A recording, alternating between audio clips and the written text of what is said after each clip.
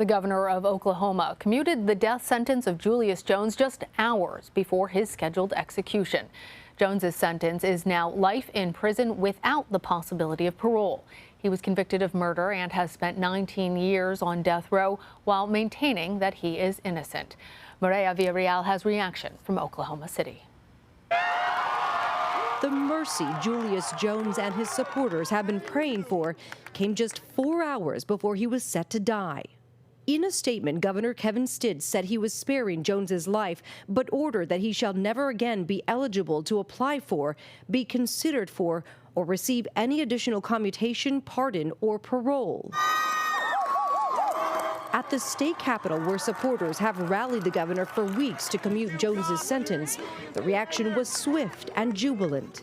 I just want to hit my knees and cry out to God. Jones has maintained his innocence in the 1999 murder of businessman Paul Howell during a carjacking. Jones was 19 at the time of his arrest. Now 41, he got the opportunity to plead his case one more time to the state's Pardon and Parole Board earlier this month. I am not the person responsible for taking Mr. Howell's life. Ultimately, the board recommended his sentence be commuted to life in prison with the possibility of parole. It is inhumane that my brother is on death row. Antoinette Jones visited her brother in prison Wednesday for what would have been the last time. My brother is not a person that would take a life. He would protect it. But Rachel Howell believes the execution would have meant justice for her father. He was an innocent man taking his kids to get ice cream with my aunt, and he was murdered in front of me and my sister and my aunt, all for a car. And he never got a say in this. Jones's attorney says this isn't everything they wanted, but they are grateful the governor prevented an irreparable mistake. On the other side of it, the Howell family tells me they believe they can finally take comfort in this decision, knowing that it reaffirms Jones's guilt. Lana? All right, Mireya, thank you. For more, I want to bring in Oklahoma State Representative Jason Lowe. He is also the chair of the Oklahoma Legislative Black Caucus. Representative Lowe, thank you for being here. You've spoken in support of removing Julius Jones from death row. What's your reaction to the governor's decision? First of all, thank you for having me. Obviously, we're elated that this young man was not killed this afternoon, murdered by the state of Oklahoma. So we're happy about that, and we're looking forward to him living a long life. Well, one of the conditions of the governor's commutation is that life is spent in prison. Jones is not going to be eligible for parole or even another commutation, according to the governor's orders. When I interviewed Jones's lawyer last week, Amanda Bass, she told our viewers that there were a host of problems with the original trial. So, Representative, is there any path forward for his legal team to keep trying to prove his innocence?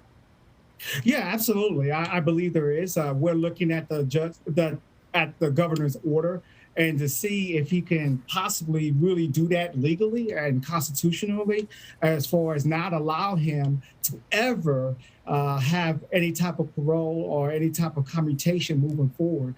I don't know if another governor who's elected can possibly rescind that order. So we're looking into it. We're looking at every avenue possible to see if eventually this young man can be released.